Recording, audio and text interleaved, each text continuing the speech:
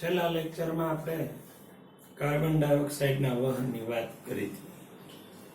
આજના લેક્ચરમાં હવે આ આખી શ્વસન પ્રક્રિયાનું નિયમન કેવી રીતે થાય, નિયંત્રણ કેવી રીતે થાય, એટલે કે શ્વસન પ્રક્રિયા ઉપર કેવા પ્રકારે કંટ્રોલ જોવા મળે છે એની આપણે ચર્ચા કરવાની છે. તો આજનો આપણો જે ટોપિક છે એનું નામ છે એ શ્વસન પ્રક્રિયા ઉપરનું નિયંત્રણ, એટલે કે શ્વસન પ્રક્રિયા નિયંત્રણનો અભ્યાસ આજે આપણે કરવાના છીએ. શ્વસન પ્રક્રિયા ઉપર કેવા પ્રકારે નિયંત્રણ થાય છે અથવા તો નિયમન થાય છે. આપણને બધાને ખ્યાલ છે કે કેટલીક ચોક્કસ પરિસ્થિતિની અંદર આપણી શ્વાસોશ્વાસની પ્રક્રિયા છે એમાં વધારો થઈ જાય છે અને એ પરિસ્થિતિ હટી જતા પાછી આપણી શ્વાસોશ્વાસની પ્રક્રિયા છે એ સામાન્ય પણ થઈ જાય છે.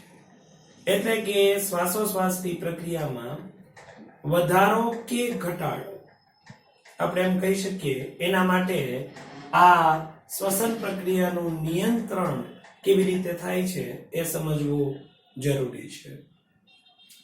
શ્વસન પ્રક્રિયા આમ તો આપણે બધા જાણીએ છીએ એમ કેવી છે, તો કે શ્વસન પ્રક્રિયા એકદમ લયબદ્ધ અથવા તો તાલબદ્ધ પ્રક્રિયા છે.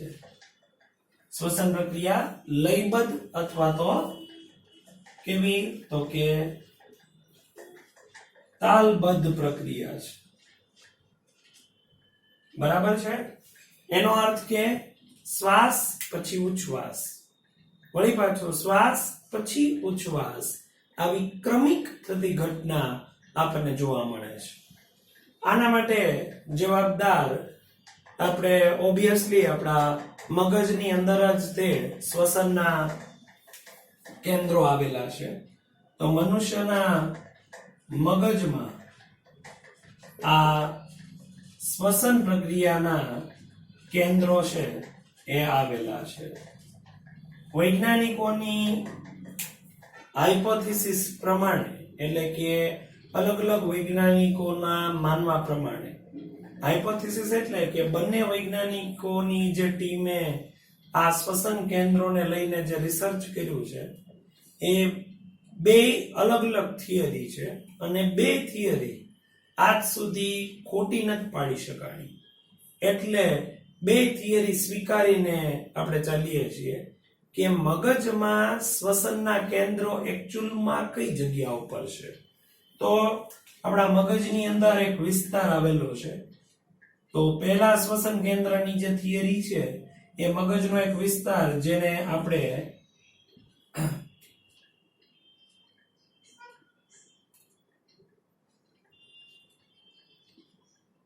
લંબ મજ્જા તરીકે ઓળખીએ છીએ.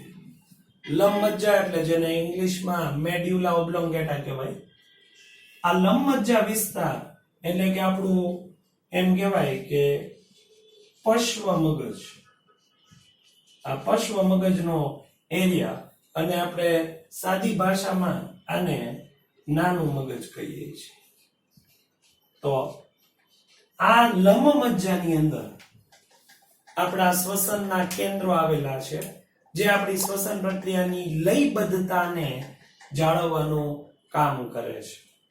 જે બીજી હાઇપોથેસિસ છે એ મુજબ આપણા મગજની અંદર એક પોન્સ વિસ્તાર આવેલો છે. પોન્સ વિસ્તાર એટલે તો કે મગજમાં ઉપસેલા પ્રવર્ધ વાળી એક રચના છે, જેને પોન્સ વિસ્તાર તરીકે ઓળખવામાં આવે છે. આ જગ્યા ઉપર આપણા શ્વસનના કેન્દ્રો છે એ આવેલા છે. પણ વાસ્તવિક રીતે આ બંને જગ્યા ઉપર શ્વસનના ડાયરેક્ટલી કે ઇનડાયરેક્ટલી કેન્દ્રો આવેલા છે, જે આ શ્વસન પ્રક્રિયાને લયબદ્ધતા અથવા તો તાલબદ્ધતા છે પૂરી પાડે છે. અહીંયા આપણે એવું કહીએ કે આપણી જે કઈ આ શ્વસન પ્રક્રિયા છે એમાં મગજની જે કઈ સંવેદનાઓ છે એ આપણા શ્વસન દરમાં વધારો કરવા માટે અથવા જરૂર પડે ત્યારે શ્વસન દરને સામાન્ય કરવા માટે વપરાય છે. તમને એક ઉદાહરણ આપું તો આપણે રાતના ટાઈમે સુનસાન જગ્યામાંથી પસાર થતા હોય અને આપણી પાછળ કોઈ કૂતરું પડે અને આપણે ભાગીએ તો આપણી શ્વસન પ્રક્રિયા છે એમાં ખૂબ જ ઝડપી વધારો થઈ ગયો. એટલે કે આપણે જ્યારે દોડીને પછી સેફ જગ્યા ઉપર પહોંચી જઈએ, વંડી ઠેકી જાય ને કોકના ઘરમાં કરી જાય ને પછી આપણને એમ થાય કે હવે આ કૂતરું આપણા સુધી એમ પહોંચે એમ નથી એવું લાગે, ત્યારે તમે જુઓ ને, વિચારો ને, તો આપણે રીસરના કૂતરાની જેમ હાંફતા હોઈએ છીએ, આમ જોર જોરથી શ્વસન પ્રક્રિયા કરતા. એવું કેમ બન્યું? તો કે મગજ દ્વારા આ શ્વસન કેન્દ્રોને જે એક્ટિવેટ થયા એને આપણા ફેફસાની ગતિવિધિને વધારવા માટે આપણા ઉરોદર પટલને અને આંતરપાસલી સ્નાયુને સંદેશો મોકલે છે અને એ સંદેશો એને મળે છે એટલે ઝડપી સંકોચન વિકોચન થાય છે. માટે ફેફસા પણ ઝડપી સંકોચન વિકોચન અનુભવે છે. આ જે આખો કોન્સેપ્ટ છે એ કેમ થયો? તો કે આપણે દોડતા હતા એટલે આપણા પગના કોષોને વધારે ઓક્સિજનની જરૂર પડી, એટલે પગના કોષોમાંથી સંદેશો મગજને ગયો, એટલે મગજે પરિસ્થિતિ પ્રમાણે બે જગ્યા ઉપર ઓર્ડર મોકલશે. પેલો ઓર્ડર મોકલશે આપણા હૃદયને કે પમ્પિંગ વધારે ઝડપથી કરે, જેથી કરીને વધારે રુધિર પગને મળે, અને વધારે રુધિર મળશે તો ઓક્સિજન પણ વધારે માત્રામાં મળશે. અને સીધી વાત છે, ઓક્સિજન જો વધારે માત્રામાં મળશે તો જ તે આપણા કોષોની અંદર ઓક્સિડેશન પ્રક્રિયા થશે અને એટીપી સ્વરૂપની શક્તિ છે છૂટી પડશે. બરાબર છે? ટૂંકમાં પહેલો ઓર્ડર હૃદયને, બીજો ઓર્ડર આપણા શ્વસન કેન્દ્ર એક્ટિવેટ થાય છે, લંબમજ્જાના અથવા પોન્સ વિસ્તારના, અને એ આ લયબદ્ધતામાં ઝડપ લાવે છે. લયબદ્ધતા નથી તોડતા, એટલે કે શ્વાસ પછી જ ઉચ્છ્વાસ અને ઉચ્છ્વાસ પછી ફરી પાછો શ્વાસ, એ ક્રમ જળવાયેલો રહે છે. એનો અર્થ એવો નથી કે ક્રમ બદલાઈ જાય, શ્વાસ શ્વાસ શ્વાસ ઉચ્છ્વાસ, ઉચ્છ્વાસ ઉચ્છ્વાસ ઉચ્છ્વાસ શ્વાસ, એવું નથી થતું. શ્વાસ ઉચ્છ્વાસ શ્વાસ ઉચ્છ્વાસ, આ ક્રમ છે એ જળવાયેલો રહે છે. તો એમાં ઝડપમાં વધારો લાવવા માટે એ મગજના કેન્દ્રો છે જવાબદાર છે. આ સિવાય આપણે આ શ્વસન ઉપર રાસાયણિક સંવેદના, જેને કહેવાય ને રાસાયણિક સંવેદના પણ છે, એ અસરકારક રીતે આપણી શ્વસન પ્રક્રિયાને નિયંત્રણ અથવા તો નિયમન કરે છે. એટલે તો કે કેમિકલ કંટ્રોલ જેને આપણે કહીએ. આમાં બે વસ્તુ જોવામાં આવે, એક કાર્બન ડાયોક્સાઇડની અને એક હાઇડ્રોજન આયનની સાંદ્રતા. આ બે વસ્તુથી આ રાસાયણિક સંવેદના છે એ મેઝરમેન્ટ થાય. માની લો કે આપણા શરીરમાં કોષોમાં કાર્બન ડાયોક્સાઇડ અને હાઇડ્રોજન આયનની માત્રા વધી ગઈ, એટલે તરત જ આમાંથી મગજ સુધી એનો મેસેજ મળશે. મગજને ક્યાં મેસેજ મળશે? તો કે જે વિસ્તાર લયબદ્ધતાનું સંચાલન કરે તેને મેસેજ મળશે, એટલે કે લંબમજ્જાને. લંબમજ્જાને આ સંદેશો મળશે. શું? તો કે કોષોમાં કાર્બન ડાયોક્સાઇડ અને H+ વધી ગયું છે, એટલે તરત જ લંબમજ્જા છે એ શ્વસન જે દર છે શ્વસનનો એમાં વધારો કરશે. ખૂબ જ ઝડપથી શ્વસન પ્રક્રિયા છે એ થવા લાગશે. શ્વસન દરમાં ખૂબ ઝડપથી વધારો કરશે, જેવી ખબર પડે કે આવું થયું છે એટલે. આ જ રાસાયણિક સંવેદના બીજી રીતે પણ અસર કરે, જેમ કે કાર્બન ડાયોક્સાઇડ અને H+ ની સાંદ્રતા જો આપણા રુધિરમાં સ્પેશિયલી ક્યાં, તો કે જે આપણી ધમની કમાન છે, ધમની કમાનમાં વધી જાય છે ત્યારે, એટલે કે શુદ્ધ રુધિર વાળું જે રુધિર છે, ધમનીમાં હંમેશા કેવું રુધિર વહન કરે? શુદ્ધ રુધિર. શુદ્ધ રુધિર કયા અર્થમાં કહેવાય? તો કે ધમનીમાં શુદ્ધ રુધિર કહેવાય કે એમાં O2 યુક્ત રુધિર હોય. આવી ધમનીમાં જ્યારે કાર્બન ડાયોક્સાઇડ અને હાઇડ્રોજન આયન ની સાંદ્રતામાં વધારો થાય છે ત્યારે તરત જ આ ધમની કમાનમાંથી સંદેશો છે એ મગજના લંબ મજ્જામાં મળે છે અને ઉચ્છ્વાસની પ્રક્રિયામાં વધારો થાય માટે આપણી રુધિરમાંનો કાર્બન ડાયોક્સાઇડ અને H+ છે એ ઉચ્છ્વાસ સ્વરૂપે બહાર નીકળે ને આપણી સાંદ્રતા છે એ નોર્મલ આવે. એક વસ્તુ આમાં જોયું તો કે આપણી શ્વસન પ્રક્રિયાનું નિયંત્રણ અથવા કંટ્રોલ, આપણે જે ભણીએ છીએ મેઇન ટોપિક કે શ્વસન પ્રક્રિયાનું નિયંત્રણ અથવા કંટ્રોલ એ એક તો કીધું કે રાસાયણિક સંવેદના આધારિત છે અને બીજો જે આપણે પહેલા જોયું એ મગજ દ્વારા એટલે કે ચેતાકીય સંવેદના આધારિત કંટ્રોલ જોવા મળે છે. એટલે બે રીતે કંટ્રોલ થયો, એક રાસાયણિક અને એક ચેતાકીય. આ બેયના કોમ્બિનેશન થી ઇનડાયરેક્ટલી આપણી ફેફસામાં કે ધમનીમાં કાર્બન ડાયોક્સાઇડ અને H+ ની સાંદ્રતા છે એને મેન્ટેન રાખવાનું કામ કરે છે અથવા તો ઘટાડવાનું કામ કરે છે, જેથી કરીને આપણા શરીરની અંદર આવા નકામા તત્વની માત્રામાં છે એ વધારો ન થાય. બરાબર છે. બીજી મહત્વની વાત કે આ આખી પ્રક્રિયામાં તમે ક્યાંય કંટ્રોલ બોડી તરીકે ઓક્સિજન ન જોયું, એટલે કે શ્વસન પ્રક્રિયાના નિયંત્રણમાં ઓક્સિજનનો કોઈ પણ પ્રકારનું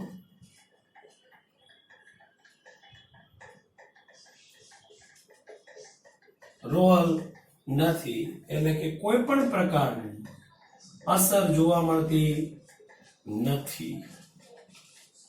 ઓક્સિજન વધ્યો કે ઘટ્યો એનાથી શ્વસન પ્રક્રિયામાં ફેરફાર નહીં થાય. શ્વસન પ્રક્રિયામાં ફેરફાર થશે કોનાથી? તો કે મુખ્ય બે અસર કરતા પરિબળ કેમિકલી કહી શકાય, કાર્બન ડાયોક્સાઇડ અને H+ આયન. એટલે કે આનો કોઈ રોલ નથી. જે કાંઈ નિયંત્રણમાં કામ કરે છે એ કોણ કરે છે? કે જે કાંઈ નિયંત્રણમાં કામ કરે છે એ છે કાર્બન ડાયોક્સાઇડ અને H+. ક્લિયર? તો આ વાત હતી આપણી શ્વસન પ્રક્રિયાના નિયંત્રણ. હવે આ ચેપ્ટરનો લાસ્ટ ટોપિક છે એ આપણે જોઈ લઈએ. તો આ ચેપ્ટરમાં કોઈ પણ હ્યુમન એનાટોમીના ચેપ્ટર છે એ જ્યારે પૂરા થાય છે ત્યારે એના લાસ્ટ પાર્ટમાં શું આપેલું હોય છે? તો કે જે તે અંગતંત્રની અનિયમિતતા. એટલે આપણો લાસ્ટ ટોપિક છે કે ભાઈ શ્વસન તંત્રની અનિયમિતતા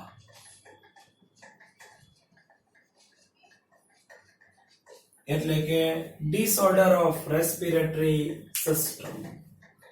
કોઈ પણ તંત્ર છે એમાં કોઈ પરિબળો એ જીવંત એટલે કે જૈવિક હોય કે અજૈવિક હોય, એ પરિબળોથી એ અંગતંત્ર છે એમાં કાં તો કંઈક ખામી આવે છે અથવા તો એ જે નોર્મલ કામ કરે છે, નોર્મલ ફંક્શન, સામાન્ય જે કામ કરે છે એ કામમાં કંઈક ને કંઈક વિક્ષેપ જોવા મળે છે અથવા તો ખામી જોવા મળે છે.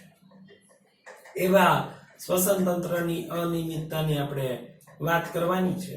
આમ તો શ્વસન તંત્રની અનિયમિતતામાં ઘણા બધા રોગો આવે છે, પણ આમાં મુખ્ય 2-3 રોગોની ચર્ચા કરેલી છે. એમાંનો સૌથી મહત્વનો પહેલો રોગ છે એનું નામ છે દમ, જેને આપણે બધા અસ્થમા તરીકે ઓળખીએ છીએ. આ નામ આપણે બધાએ સાંભળેલું હોય, અસ્થમા અથવા દમ. આમાં શું થાય તો કે આપણી શ્વાસોશ્વાસની પ્રક્રિયામાં ખૂબ જ તકલીફ પડે. વ્યક્તિને આસ્થમેટિક એટેક આવે ત્યારે શું થતું હોય છે તો કે આસ્થમેટિક એટેક આવે ત્યારે આમ અચાનક આમ રૂંધામણ થતી હોય, ગુંગળામણ થતી હોય, શ્વાસ લઈ ન શકતા હોય, એવી પ્રકારની ફિલિંગ આવે છે. હકીકતે આમાં થાય છે શું તો કે આપણું જે શ્વસન માર્ગ છે એમાં અતિશય દાહ બળતરા થઈ છે. એટલે તો કે અંદર આમ અગ્નિ ઉપડી હોય ને એવી ફિલિંગ આવે છે. આપણો શ્વસન પ્રક્રિયા જે છે એ એકદમ ઝડપી બને છે. પછી તો કે આપણો શ્વસન માર્ગ છે એમાં શ્વસન પ્રક્રિયામાં શ્વસન માર્ગ છે એ રૂંધાય છે. શ્વસન માર્ગમાં અડચણ લાગે છે અથવા તો શ્વસન માર્ગ છે એ રૂંધાય છે. આપણા વાયુકોષ્ઠના કોષો છે એ મરવા લાગે છે. આનું મેઇન કારણ શું તો કે આનું મેઇન કારણ છે સામાન્ય રીતે આ દમ અસ્થમા થવાનું મુખ્ય કારણ. તો મુખ્ય કારણની વાત કરીએ તો છે કોઈ ચોક્કસ વસ્તુની એલર્જી. એલર્જી એટલે એ કોઈ વ્યક્તિને ડસ્ટની એલર્જી હોય, ધૂળની એલર્જી હોય, કોઈને કોઈ ચોક્કસ પ્રકારની સુગંધની એલર્જી હોય, કોઈ વ્યક્તિને પરાગરજની એલર્જી હોય, કોઈ વ્યક્તિને કોઈ ચોક્કસ પ્રકારના બેન્ઝીન કન્ટેનિંગ સોલ્યુશન જેમ કે પેટ્રોલ, ડીઝલ જેવી વસ્તુની એલર્જી હોય. એલર્જી ઘણી બધી હોય, પણ સામાન્ય રીતે આમાં જે એલર્જી જોવા મળે છે એ છે ધૂળ રજકણની. આની એલર્જીથી આ ધૂળ રજકણ ઉડે તો એ વ્યક્તિને તરત જ આ શ્વસન તંત્ર છે એ સેન્સિટિવ થઈ જાય આખું, અને ઝડપથી શ્વાસોશ્વાસની પ્રક્રિયા થાય, પ્રોપર હવા અંદર પહોંચે છે. તાત્કાલિક આવા પ્રકારના રોગની અંદર પેશન્ટને શું કરવું પડે તો કે આ પ્રકારના રોગના ઈલાજ માટે હવે આની સારવાર શું કરવી. તો આમ તો આ રોગ કેવો છે, એલર્જીક રોગ છે, એટલે નાબૂદ કરવો મુશ્કેલ છે, સાવ નાબૂદ કરવો મુશ્કેલ છે. પણ આના આપણે ઈલાજની વાત કરીએ તો આ રોગનો ઈલાજમાં સૌથી પહેલા તો એન્ટી એલર્જીક ડ્રગ આપવી પડે. સૌથી પહેલા તો એન્ટી એલર્જીક દવા આપે. તમે બધા અસ્થમેટિક એટેક વાળો સીન જોયો હોય અથવા એવા કોઈ વ્યક્તિ જોયા હોય તો એ આમ ઓલો પંપ લઈને આમ ફૂસફૂસ કરે, તો પંપ હોય, ઇનહેલર કહેવાય. એ જે ઇનહેલર છે એનાથી આ એન્ટી એલર્જીક દવા. તો હકીકતે આપણા શરીરમાં એલર્જી ઉત્પન્ન થાય ને એના માટે જવાબદાર એક રસાયણ છે જેને નામ છે હિસ્ટેમાઇન. એ આપણા કોષોમાંથી જ આ રસાયણ નીકળે. તો આ દવા કેવી હોય એન્ટી એલર્જી? તો કે આ દવા હકીકતે એન્ટી હિસ્ટેમાઇન હોય, જે હિસ્ટેમાઇનની અસરને બ્લોક કરે તો આ વ્યક્તિને તાત્કાલિક એમાં રાહત મળે છે. આનાથી બચવાનો એક જ રસ્તો છે કે વ્યક્તિ છે એ આવા એલર્જીક પદાર્થોના સંપર્કમાં ન આવે, એટલે કે ધૂળ રજકણોથી દૂર રહે, તો જ આ દમ અસ્થમાની જેને બીમારી છે એના માટે સેફ ગણાય છે. અને ઓલવેઝ એની ભેગી આ એન્ટી એલર્જીક દવા જે કેવા સ્વરૂપે હોય તો કે જેને આપણે કહીએ ને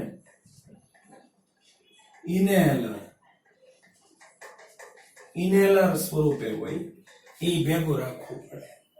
જો આ ન હોય અને આવો ઓસ્થમેટિક એટેક આવે તો ઘણી વખત આમાં વ્યક્તિનું મૃત્યુ પણ નીપજી શકે છે, એટલે કે વ્યક્તિની ડેથ પણ પોસિબલ છે. એટલે ખાસ ઇનેલર હોવું ભેગું જરૂરી છે જો કોઈ વ્યક્તિ આવા દમ કે અસ્થમા જેવી બીમારીથી પીડાતા હોય તોની વાત છે. બીજો રોગ વિશે આપણે ચર્ચા કરીએ, શ્વસન તંત્રની અનિયમિતતાનો. તો જે બીજો રોગ છે એનું નામ છે એમ્ફીસેમા. શ્વસન તંત્રની અનિયમિતતાનો બીજો મહત્વનો રોગ છે એનું નામ છે એમ્ફીસેમા. આ રોગ છે ને એ રોગને એમ કહેવાય કે શ્વસન તંત્રનો વધારે ખતરનાક રોગ છે, એટલે આ રોગ ક્રોનિક પ્રકારનો છે. ક્રોનિક રોગ એટલે શું? તો કે રોગના બે પ્રકાર હોય. કોઈ પણ રોગ હોય ને, દાખલા તરીકે રોગની આપણે વર્ગીકરણ કરવું હોય ને તો એના બે પ્રકાર પડે. એક એક્યુટ અને બીજું ક્રોનિક. હવે આ બેમાં ફેર શું? તો કે એક્યુટ રોગ છે એ ઝડપથી થાય અને પાછો ઝડપથી મટી પણ જાય. જ્યારે ક્રોનિક રોગ થતા વાર લાગે અને લાંબો સમય સુધી આ રોગ છે એ વ્યક્તિના શરીરમાં રહે, કેટલીક વખત મૃત્યુ સુધી. કેટલીક વખત આ રોગ મૃત્યુ સુધી ભેગો હોય. તમને સિમ્પલ ઉદાહરણ આપું તો આનું ઉદાહરણ શરદી. શરદી જલ્દી થાય ને 4-5 દિવસમાં મટી જાય, તમે કદાચ દવા ન લ્યો ને તોય. આનું ઉદાહરણ તમને આપો તો ડાયાબિટીસ. આ એમ તરત ન થાય, પણ થયા પછી ડાયાબિટીસ જાય નહીં ટિલ ડેથ, એટલે કે મૃત્યુની સાથે ડાયાબિટીસ છે. ડાયાબિટીસની કોઈ પરમેનન્ટ મેડિસિન નથી, દવા નથી. આ એક્યુટ અને ક્રોનિક નો ડિફરન્સ. તો મેં કીધું એમ કે આ એમ્ફીસેમા છે ને એક પ્રકારનો ક્રોનિક રોગ છે. આમાં આપણા શ્વસન તંત્રને નુકસાન કેમ કરે? તો કે આપણા જે શ્વેત કણ કહેવાય. શ્વેત કણ એટલે તો કે રુધિરની અંદર આવેલા WBC, શ્વેત કણ, વ્હાઇટ બ્લડ સેલ, એને મારી નાખી અને આપણા વાયુ કોષ્ઠમાં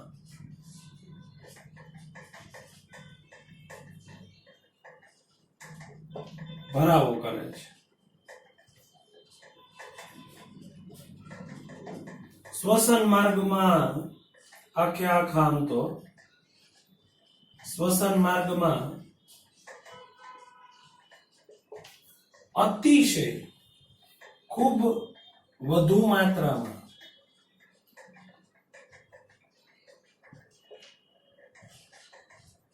શ્લેષ્મ પદાર્થનો સ્ત્રાવ કરે છે. હવે આવી પરિસ્થિતિમાં થાય શું? તો કે માની લો કે આ આપણા વાયુ કોષ્ઠો છે. આ વાયુ કોષ્ઠનું ઝુમખું છે, બરાબર છે. આવા આપણા વાયુ કોષ્ઠ છે. તો આ વાયુ કોષ્ઠની અંદર આપણા જ વાયુ કોષ્ઠમાં એ શું કરશે? તો કે આપણા જ કોષો જે રક્ષણ માટે આવ્યા હતા એ મારીને આ વાયુ કોષ્ઠમાં ભરી દેશે. તો શું થશે? વાયુ કોષ્ઠ આનાથી ભરાઈ જશે. વાયુ કોષ્ઠ જ આપણા વાયુની આપલેની મુખ્ય જગ્યા છે. એટલે કે અહીંયા તે O2 અને CO2 નો એક્સચેન્જ થવાનું છે. આપણા વાયુ કોષ્ઠ આવા મૃત કોષોથી આપણા મૃત કોષોથી ભરાઈ ગયા છે. ઉલટાનો અતિશય શ્લેષ્મ પદાર્થ ભરાઈ ગયો છે. તો આ વાયુની આપલે અહીંયા પ્રોપર થશે નહીં. તો સ્વાભાવિક છે વ્યક્તિમાં ઓક્સિજનની ઉણપ થવા લાગશે. વ્યક્તિમાં શરીરમાં ઓક્સિજન છે ઘટવા લાગશે. એટલે તરત જ આવી પરિસ્થિતિની અંદર શું થશે? તો કે વ્યક્તિને એમ કહેવાય ને કે ઓક્સિજનની ઉણપને કારણે માનસિક રીતે તકલીફ ચાલુ થશે અને બાકી બધા અંગો પણ ઓછું કામ કરવાનું. વ્યક્તિને અતિશય થાક લાગે કારણ વગરનું, એનર્જી નો રહે. એ કોઈ પણ કામ કરવા જાય તો એ કામ પ્રોપર રીતે કરી ન શકે. આવી ઘણી બધી તકલીફો આમાં જોવા મળે છે. વ્યક્તિ બીમાર થઈ જાય. આ થવાનું મેઇન કારણ શું? તો કે આ પ્રકારનો રોગ થવાનું મેઇન કારણ ગણવામાં આવે છે ધૂમ્રપાન. ધૂમ્રપાન એટલે સિગરેટ બીડી પીવી. આના સિગરેટ બીડી પીવામાં બે વસ્તુ છે. આની અંદરથી એક તો નિકોટીન છે તમાકુની અંદર, અને બીજું આના ધુમાડો જે છે એમાં કાર્બન મોનોક્સાઇડ છે. આ બંને આપણા માટે ઝેરી અથવા તો હાનિકારક છે. આ રુધિરના દબાણમાં ફેરફાર કરે છે, જ્યારે આ છે એ આપણી ઓક્સિજન કરતા 200 ગણી વધારે કેપેસિટી છે હિમોગ્લોબિન સાથે જોડાવા. કોની? Carbon monoxide. આ તમને વાત કરું તો માની લો કે આપણો આ એક હિમોગ્લોબિન છે. હિમોગ્લોબિન સાથે અહીંયા આપણી પાસે 200 ઓક્સિજન છે. કેટલા? 200. અને એક કાર્બન મોનોક્સાઇડ. તો આ બે માંથી જોડાશે કોણ? તો કે આ બે માંથી જોડાશે હિમોગ્લોબિન સાથે કોણ? તો કે કાર્બન મોનોક્સાઇડ. આ તો કે નહીં જોડાઈ શકે. વિચાર કરો કે કાર્બન મોનોક્સાઇડ 200 ઓક્સિજનની સામે પ્રાયોરિટી કોને મળે? Carbon monoxide. તો ઓક્સિજન લેશું તોય નહીં જોડાય. તો આપણા શરીરમાં ઓક્સિજનની ખામી સર્જાવા લાગશે.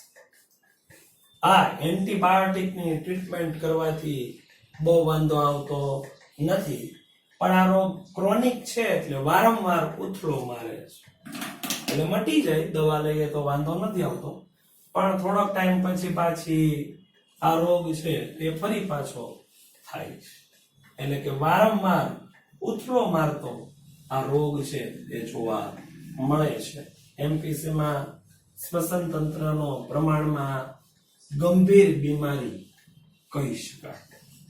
બરાબર છે. લાસ્ટ આ અનિયમિતતામાં ત્રીજા નંબરની તો કે વ્યવસાય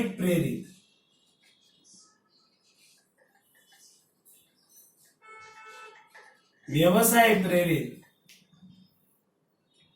અનિયમિતતા.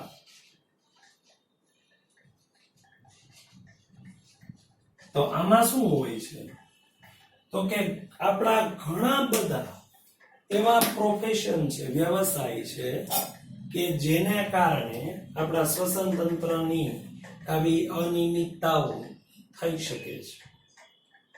એવા પ્રોફેશનમાં તમને ઉદાહરણ આપું કે માની લો કે કોઈ વ્યક્તિ રૂ કપાસ એને કાતીને એમાંથી કાપડ બનતું હોય, જીનિંગ મિલમાં કામ કરતા હોય. હવે સ્વાભાવિક છે 8 કલાક એ જીનિંગ મિલમાં કામ કરે છે, રૂ કતાય છે ને એમાંથી કાપડ દોરા બને છે, દોરામાંથી કાપડ બને છે. તો એ રૂના ફાઈબર તંતુ ઉડે, એકદમ ઝીણા, ઘણી વખત તો દેખાય ને એટલા ઝીણા રજ ટાઈપના ઉડે. એ એના શ્વસન તંત્રમાં અંદર જાય અને ફેફસામાં જમા થાય.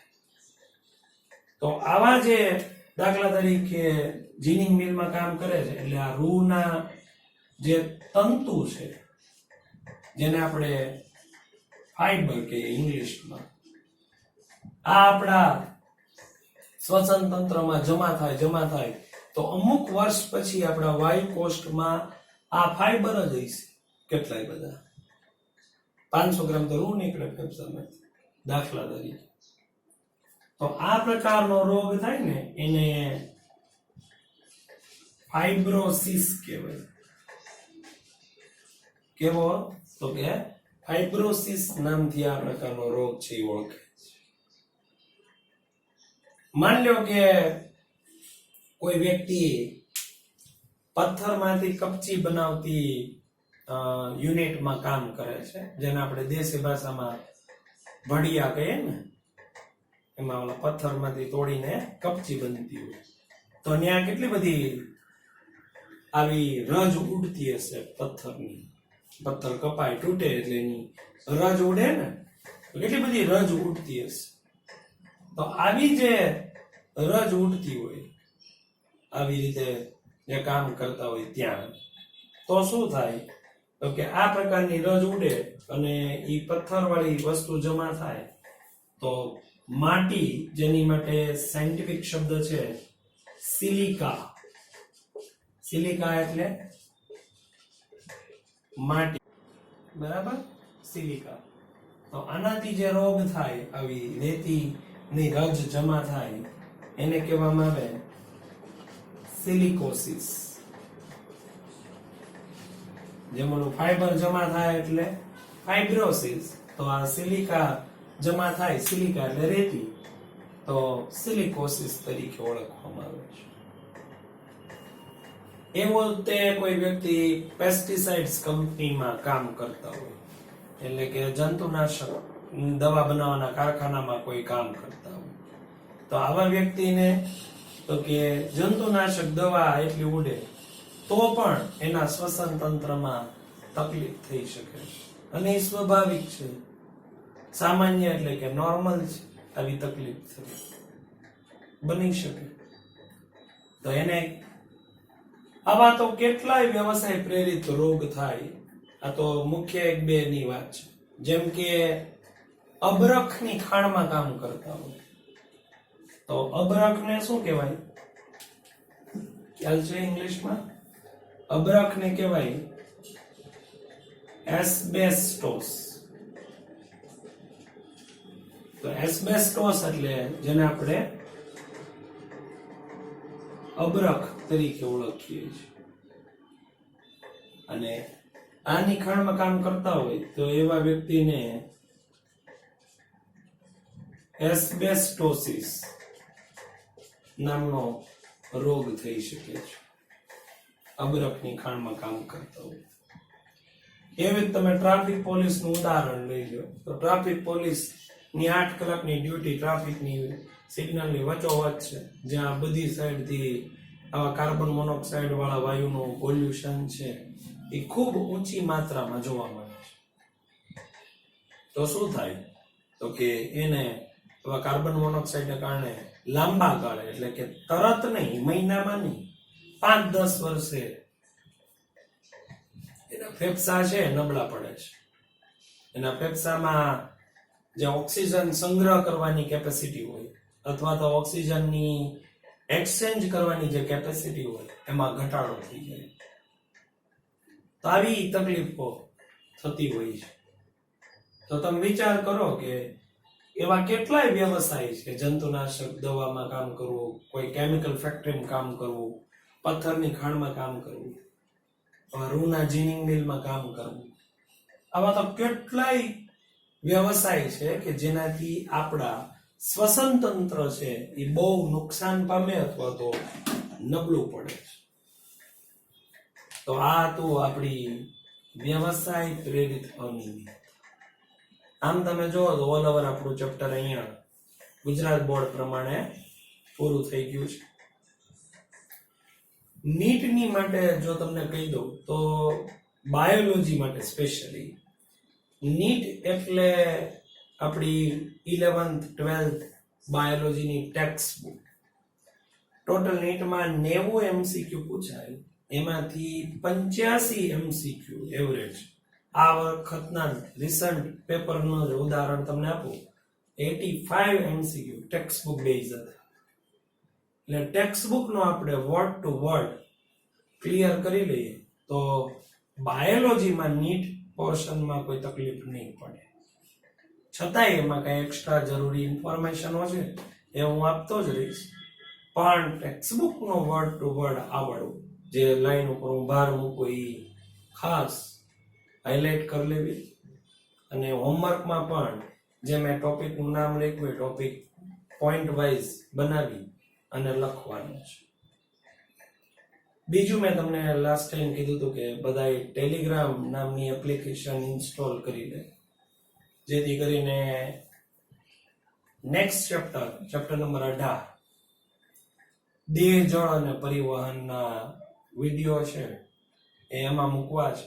એ એડવાન્સ રેકોર્ડિંગ કરેલા વિડીયો છે, તમને વધારે મજા આવે તો એ તમે ટેલિગ્રામમાં જોઈ શકશો. મેં તમને કીધું તો એમ મારી નિપુલ સર ડેશ બાયોલોજી નામની ચેનલ છે, એ સબસ્ક્રાઇબ કરી લો એટલે તમને આરામથી ટેલિગ્રામમાં વિડીયો જોઈ શકો. અથવા તમને વોટ્સઅપમાં લિંક આવે, એ લિંક ઉપર ક્લિક કરશો એટલે તમને ઓપ્શન પૂછશે કે ભાઈ તમારે ઓપન વિથ બ્રાઉઝર કે બીજી કોઈ એપ હોય એનાથી અથવા ટેલિગ્રામથી, તો એમાંય તમારે ટેલિગ્રામ જ સિલેક્ટ કરવાનું એટલે ડાયરેક્ટ ટેલિગ્રામમાં એ વિડીયો છે જ્યાં સ્ટોર છે એ ખુલી જશે. એટલે બધા ખાસ ટેલિગ્રામ એપ ઇન્સ્ટોલ કરી લે, અને ઇન્સ્ટોલ થઈ જાય એટલે નિલેશ સરને ઇન્ફોર્મ કરી દે કે ભાઈ ટેલિગ્રામ ઇન્સ્ટોલ થઈ ગઈ છે, જેથી આઈડિયા રહે કે હવે એમાંથી વિડીયો અમે મૂકી શકીએ. બરાબર? તો આ વાત હતી આપણી શ્વસન તંત્રની, જેમાં આપણે શ્વસન તંત્રના લઈને માનવ શ્વસન તંત્રને હાઇલાઇટ કર્યું હતું. એના કયા અંગો શ્વસન પ્રક્રિયામાં ભાગ લે છે, એ અંગો કઈ જગ્યા પર આવેલા છે, કેવી રચના ધરાવે છે, અને આપણી શ્વસન પ્રક્રિયા કેવી રીતે કામ કરે છે, મિકેનિઝમ, પછી એનું નિયંત્રણ કેવી રીતે થાય છે, અને છેલ્લે આ આખા તંત્રની કેવી મુખ્ય અનિયમિતતા એટલે કે જેને આપણે ઇંગ્લિશમાં ડિસઓર્ડર કહીએ એ કેવા જોવા મળે છે, એની ચર્ચા આપણે આજના લાસ્ટ લેક્ચરની અંદર પૂરી કરી. તો નેક્સ્ટ લેક્ચર છે એ ઝડપથી બધાય ટેલિગ્રામ ઇન્સ્ટોલ કરી લેજો. તો ચેપ્ટર નંબર 18 દેહ જળ અને પરિવહનના લેક્ચર આપણે ટેલિગ્રામમાં સ્ટાર્ટ કરશું. એટલે અમુક ચેપ્ટરો જ હું ટેલિગ્રામમાં આપીશ, બાકી યુટ્યુબમાં જ આવશે. પણ અમુક ચેપ્ટરો જેના આપણી પાસે એવા પરફેક્ટ રેકોર્ડિંગ છે એ હું તમને ટેલિગ્રામમાં મોકલીશ. એટલે બધા ઝડપથી ટેલિગ્રામ ઇન્સ્ટોલ કરી લો. ત્યાં સુધી બધાને have a nice day. Keep learning, keep study. Goodbye.